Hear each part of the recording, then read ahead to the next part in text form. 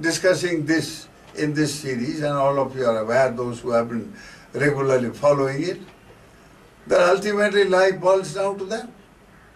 From morning till night, what are you doing? You are engaged in some action.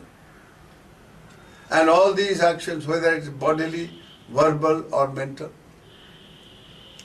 and these actions are so powerful, they create destiny. What you are going to be in this life, or what is lying ahead in this life for you in future, all those are in the form of actions of the past. They committed, they are all in the form of seed action, which are in your consciousness. They lie dormant in your mind. Vipaka chitta. Only time, it is only a matter of time that they get activated and fructify. So in one sutta, it is called the Bhava Sutta, where Bhagavan said, he called Ananda, he says, Ananda, will there be any loka, let us say kama vachara, kama loka, the world which is predominantly, it is dominated by desire. In this plane of existence, kama loka, all beings are motivated by desire of some kind. Kama means desire. The desire-bound existence, that is kama loka. So he said, in this kama loka, is it possible that such a kama loka can exist if there were no kamma, vipaka? You see, a vipaka chitara, vipaka kamma, which can fructify only in kama loka. If you had not committed any action, in other words, if you have not committed any action which can fructify or produce result only in kama loka, will there be any kama loka?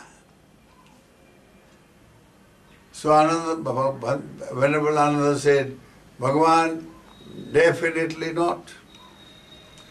Because there are millions and billions of beings who have committed actions which can fructify, which can produce result only in kama loka. Therefore kama loka exists. So if this immense, vast number of beings at different stages of evolution, they are all born in this kama loka, in different ways, whether as human being, or as animals, or as ghosts, or as devils, or as devas of different powers and different sublimity. All these beings are motivated primarily by desire. So desire is something like, you see, it is the seed, the potential in a seed. When that desire sprouts in the mind, it grows into a seedling. And that seedling must, then it is a manifested power. At the level of the seed, it is only a dormant power, a power sleeping. But when it has sprouted and become a seedling, it has become a manifested power. So a bodily action, a deed, or a verbal action, a speech, is a manifested power of the seed action, which is intention or volition. So we are in this world because of all the desires that motivated us through so many karmas of the past. Unlimited karmas, and they are all in a dormant form within. The bad ones are called anusaya, the good ones are called punya. The anusaya kilesa, a dormant kilesa, mental defilement, which is nothing but a seed action, you see, lying dormant in the consciousness, in the vipaka chitta. So, and the good ones in the form of punya. Maybe after 10 years, many of you will enjoy very great things indeed. But those great things are in the form of seed inside you, in the form of a vipaka phenomena. And those, when all the proper conditions or pachayas are available, they are present. This now, which is a dormant form karma, it comes out, it produces result, and it's, let's say in 10 years, you become very, very prosperous or happy. All kinds of happy situations can happen. And they are the results of the good deed that you have done, punya karma you have done. So also the evil, all kinds of suffering may follow. So action produces suffering or happiness. That is the message. So what you see in this world in the form of happiness and suffering, nothing but manifestation of karma, of actions. And the karma is so complex as a seed. So once we realize the power underlying every action, the potency of an action, then only we can have mastery over action. And that mastery is manifested. It is shown in the form of Shila, Samadhi, Panya. Practice the Shila, starting with the Pancha Shila, the 5 moral principles, precepts. And see the change in these, the practicing of the Shila will bring at the level of the mind. A man who tends to be violent, angry and hitting, with the slightest thing go and punch somebody, hit somebody.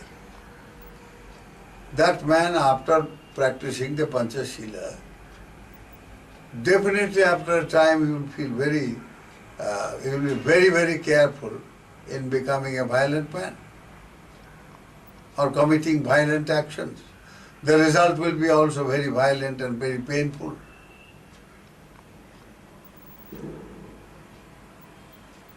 So, why are the people born in a slum, as these princes went and saw?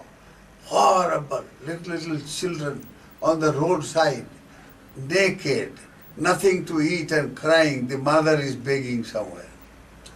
Why this dismal scene?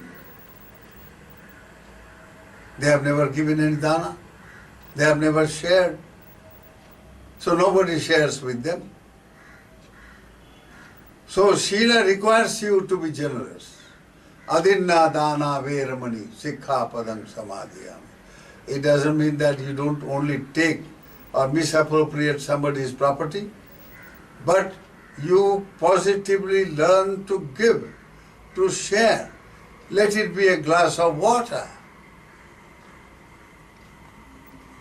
Let it be a knowledge that you possess. So the power of creating destiny lies in action.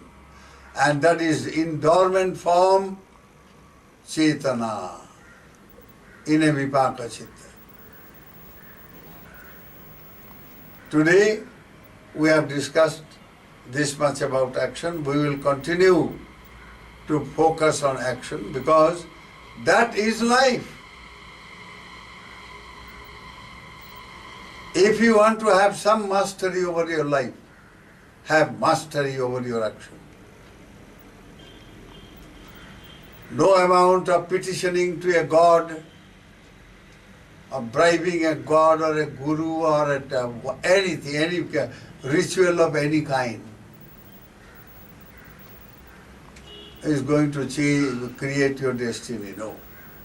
Your action will create the destiny. Knowing this, we will conclude today. May the grace of Bhagavan Buddha, who has revealed this great truth to us, with a heart of gratitude, may the grace of Bhagavan Buddha be with you. May you all be enabled to have control over your action, over your conduct. May you all be happy. Sukhino bhavantu. In the next discourse, I will go through action from the standpoint of Dhammapada. So some of those who are acquainted with Dhammapada, please study meanwhile and find out how many verses deal with action. With this, I conclude. Sukhino bhavantu.